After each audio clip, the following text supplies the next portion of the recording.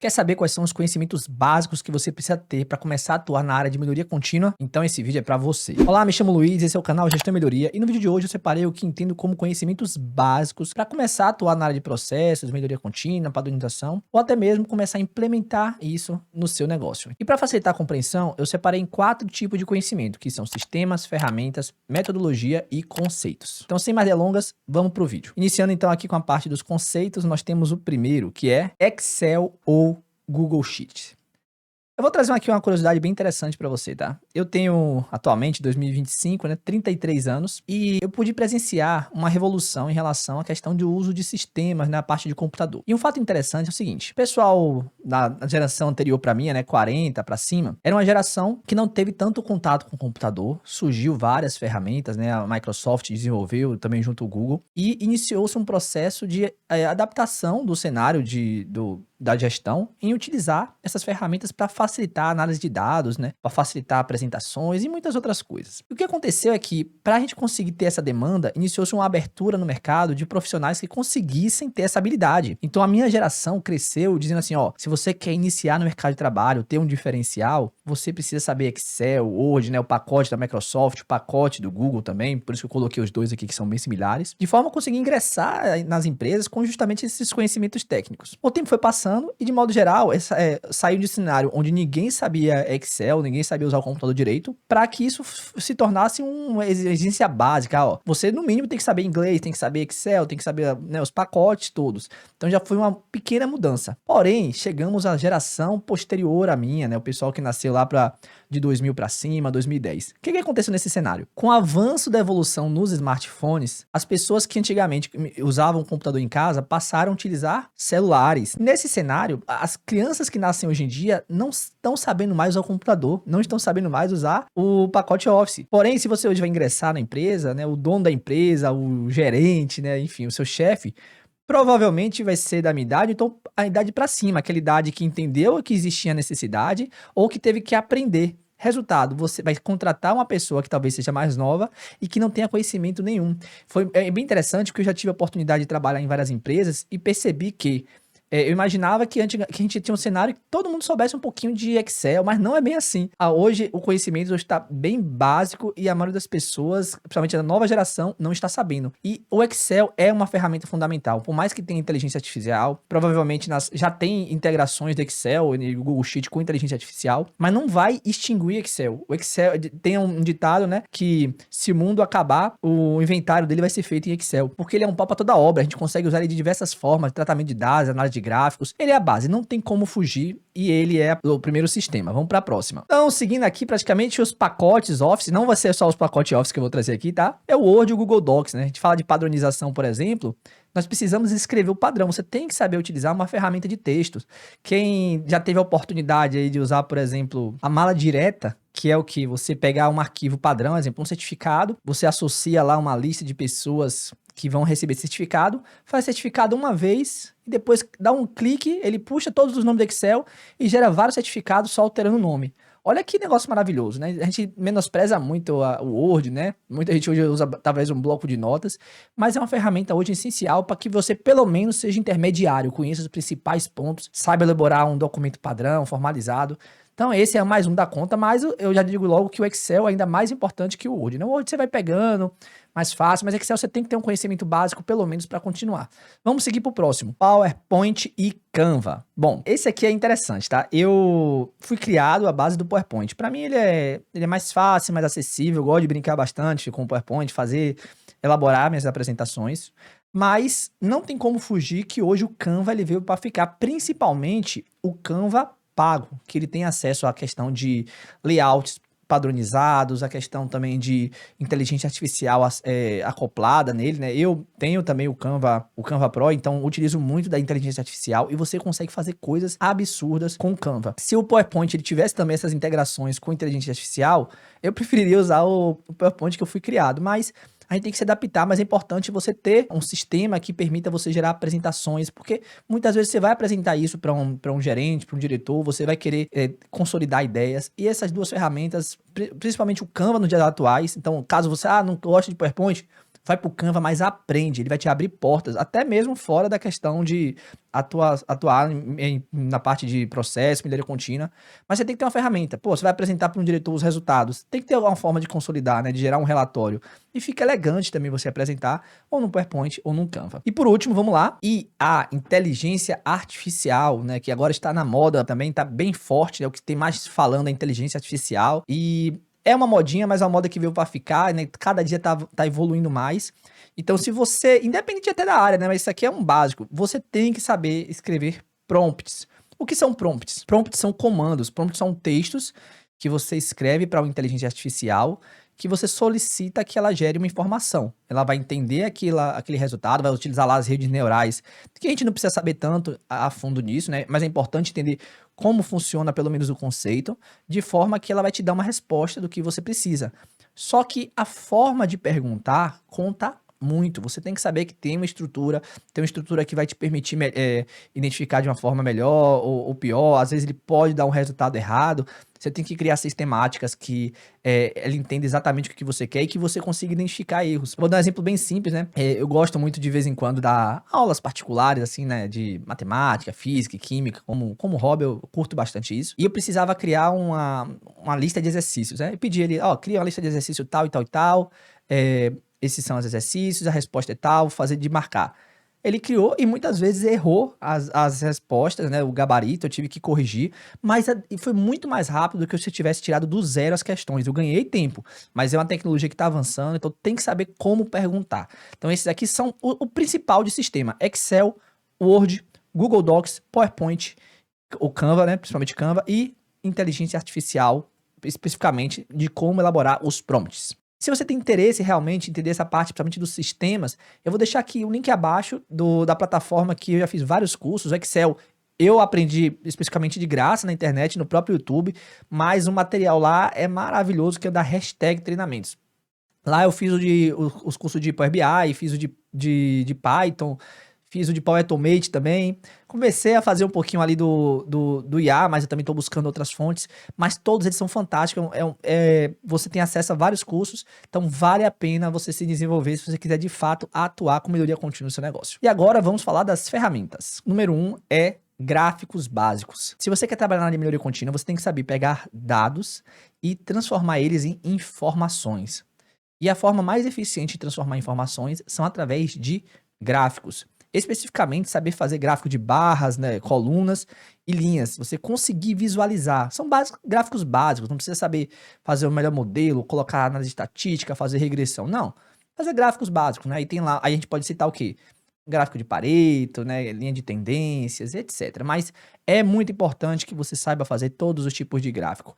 Nos primeiros vídeos aqui no canal eu ensino a fazer o histograma, que é um tipo de gráfico de barras, mas esse até é um pouco mais avançado. Também ensino a fazer gráfico de espertão e gráfico de Pareto. Já segue aqui embaixo para você dar uma olhadinha de como é que faz esse tipo de gráfico no Excel. Mas acredito também que no Google Docs também ele dá no mesmo. Vamos pro próximo. Fluxogramas. Olha, quando você vai iniciar um mapeamento de processo, a primeira etapa é pegar aquele processo e desenhar, se é possível, separar aquele grande processo em vários processinhos, em várias atividades que vão se organizando, né, uma atrás da outra, de forma que as entradas se transformem em saídas. E esse desenho ele pode ser apresentado em formato de um fluxograma, uma ferramenta visual, né, que geralmente utiliza caixinhas, alguns símbolos, de forma que você consiga enxergar todo o fluxo de processo, seja ele um fluxo de informações ou um fluxo realmente operacional de transformações. Não tem como atuar na área de melhoria contínua, ou não tem como instalar, colocar em prática dentro do negócio a melhoria contínua sem saber fazer um mapeamento e utilizar o fluxograma.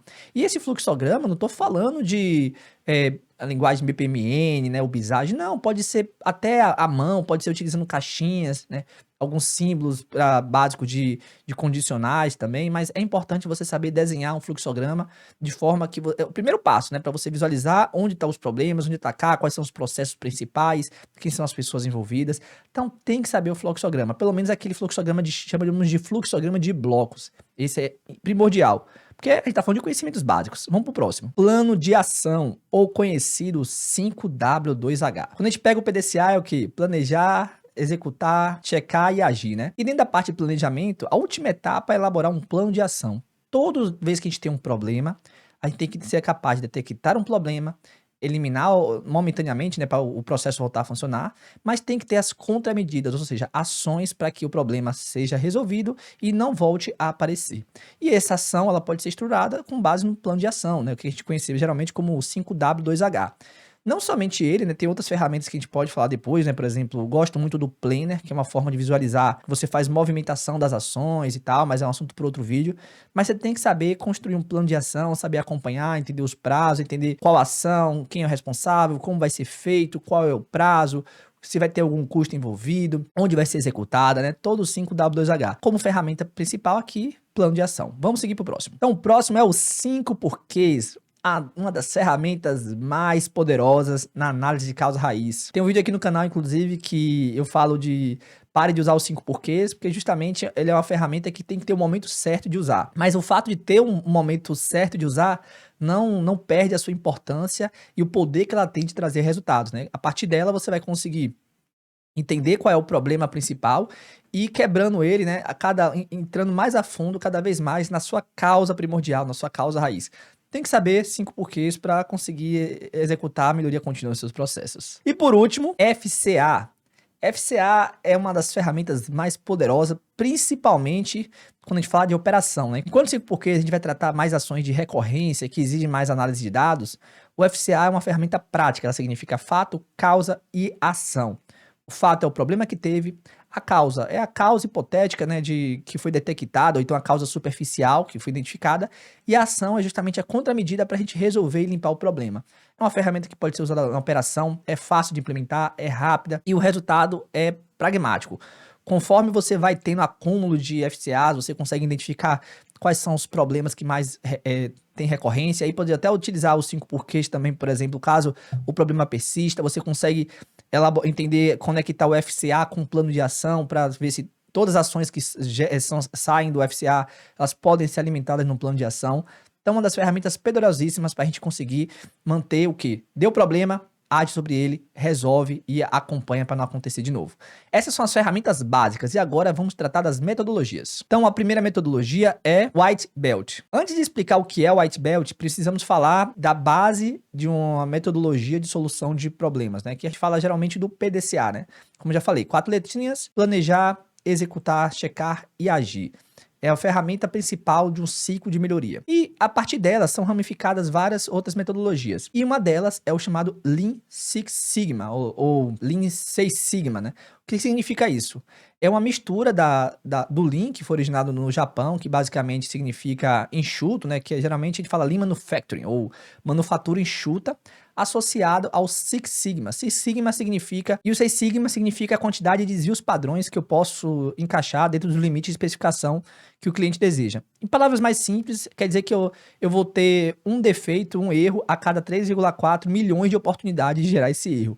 É um nível baixíssimo, né, de ocorrência de um defeito, de um problema, que é o nível que a gente sempre busca, né, o nível 6 Sigma, associado à metodologia do Lean, que foca em redução de desperdício, de variabilidade do processo. E para trabalhar com esse 6 Sigma, que também vem do PDCA, a estrutura, né, que é chamada do DMAIC, que são passo a passo também bem semelhante do PDCA, nós temos vários níveis de conhecimento e atuação, né? Nós temos o White Belt, temos o Green Belt e temos o Black Belt e ainda o Master Black Belt.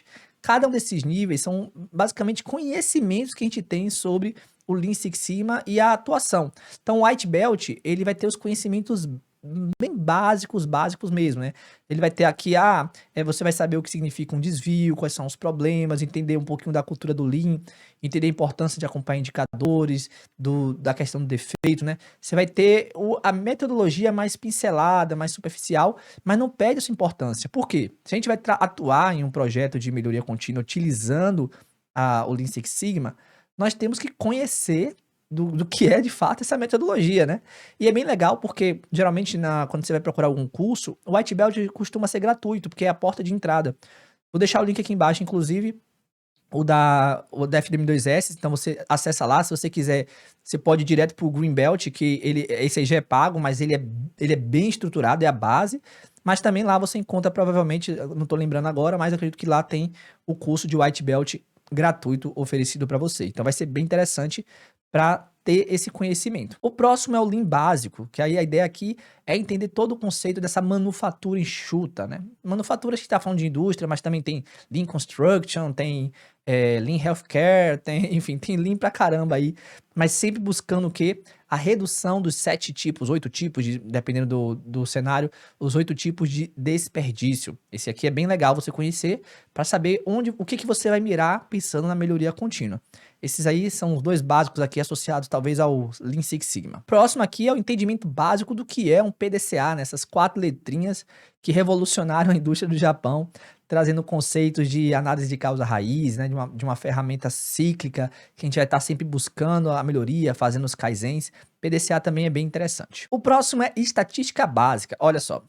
Talvez você goste de mapeamento de processos, de estratégia, de gestão, goste de entender de metodologias, mas não goste da matemática, mas não tem como fugir. Você tem que saber, pelo menos, se é de conhecimento básico, estatísticas básicas, entender o que significa uma média, o que significa um desvio padrão. Você tem que ter o conhecimento básico de estatística para conseguir atuar e saber se você está indo no sentido bom, ruim, está diminuindo a dispersão. Ó, dispersão maior, desvio maior, né? Você tem esse resultado de média, a média é uma representação, você pega todos os resultados e simplifica ele em um único número, isso é a média. Enfim, você tem que entender os conhecimentos associados à estatística básica. Com o tempo você vai evoluindo, mas se você quer iniciar um processo, estuda um pouquinho de estatística que vai te ajudar demais. E em último aqui na parte de metodologias, nós temos a ISO, especificamente trouxe 3 aqui de conhecimento básicos que precisamos ter. O que é a ISO em primeiro lugar? A ISO significa Organização Internacional de Padronização. É uma organização sem fim lucrativo que ela reúne diversas melhores práticas na parte empresarial e agrupa isso dentro de algum sistema de gestão. Quando uma empresa ela passa por uma certificação da ISO, significa que ela está cumprindo esses requisitos que são globalmente aceitos. Isso traz um peso muito forte para a empresa. E quais são as 3 ISO aqui que eu trouxe e que eu entendo que tem que ter o conhecimento básico sobre elas? A primeira é a 9001. Que se refere ao sistema de gestão da qualidade. Olha como é que está associado. Aqui ele vai trazer todas as diretrizes e os requisitos que tem para dizer, ó, minha empresa, ela tem implementado um sistema de gestão da qualidade e segue. Na sequência aqui nós temos a ISO 10013, que oferece as diretrizes associadas ao fluxo de informações documentadas. Aqui você vai entender um pouco dos conceitos, dos principais tipos de padrões, né? Nós temos manuais, nós temos os POPs, nós temos as instruções de trabalho, enfim.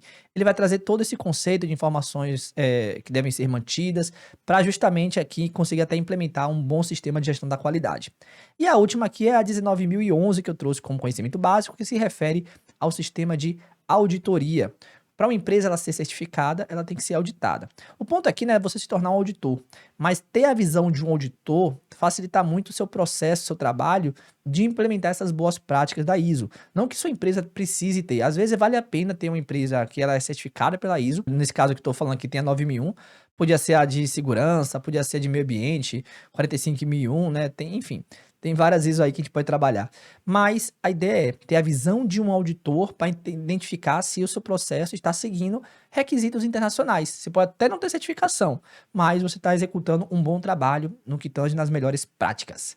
E agora vamos entrar na parte dos conceitos. O primeiro conceito que você tem que entender, eu acabei até praticamente dando umas pequenas aulas sobre isso, é o conceito de causa raiz. Entender que geralmente nós, quando identificamos um problema, a causa inicial é uma causa superficial e que precisamos avançar, nos aprofundar para identificar a causa raiz, porque não adianta você iniciar o processo de eliminar a causa lá que está impactando e depois o problema surgir de novo. Se está surgindo de novo, a causa original que está gerando aquela bolinha de neve, aqueles efeitos em cadeia e fazendo o problema se repetir, essa causa não foi resolvida. Então esse é basicamente o conceito de causa raiz que deve ser estudado para quem quer atuar ou implementar a gestão da qualidade, da melhoria contínua dentro dos processos que são atuados. Na sequência, nós temos aqui o conceito de meta. A meta é onde a gente quer alcançar, o valor que a gente quer chegar, né? O nosso objetivo mensurável, né? Bem estruturado. A gente vai até ter um vídeo que eu vou falar um pouquinho sobre a questão das metas SMART, mas você tem que ter o conhecimento do que é uma meta. Porque não tem como, tudo se baseia, a melhoria contínua se baseia sempre em indicadores e alvos onde queremos chegar, qual o novo patamar que queremos alcançar. E para isso você tem que ter o conhecimento de meta. Na sequência nós temos conceito de objetivo, está muito ligado à meta, né? O objetivo é a parte mais abstrata, né? Então eu sei que eu quero, é o meu direcionador e a meta é o meu alvo, né? Então são dois conceitos que você precisa ter. O próximo que temos aqui são os indicadores, né? E aí depende, o nome do indicador depende muito de o que você está falando. Você pode ter indicadores-chave de processo, né? Os KPIs, os indicadores de resultado, né? Tem os dentro do OKR, né? Você tem os Key Results, né? Que são indicadores. Enfim, indicadores são o conceito que você tem que entender de como é que você vai acompanhar a evolução do seu processo, associado se você está atingindo a meta, não está, né? E tá ligado muito à questão do lado dos gráficos que a gente falou. Então, todos esses conceitos são importantes para a gente conseguir replicar no que a gente trouxe acima dos outros conhecimentos. Então, indicadores é de suma importância você conhecer. O próximo que temos aqui é o conhecimento de processo, né? Então, o que é um processo? Aquele conjunto de atividades interrelacionadas que transformam as entradas e saídas para o cliente final. Esse processo pode ser quebrado em subprocessos, com suas atividades. Essas atividades têm atividades principais, críticas, que você tem a padronização. Então, tudo isso aí você tem que conhecer para atuar na área de melhoria contínua. E por último, e não menos importante, a padronização. E aí, nesse momento, não é só o procedimento operacional padrão, tem vários os termos envolvidos, né? Você tem os POPs, instrução de trabalho, as lições de um ponto, folha de verificação, checklist, os documentos mantidos, retidos, lista mestra. São vários conceitos que você tem que entender para ter uma boa base, um conceito de padronização.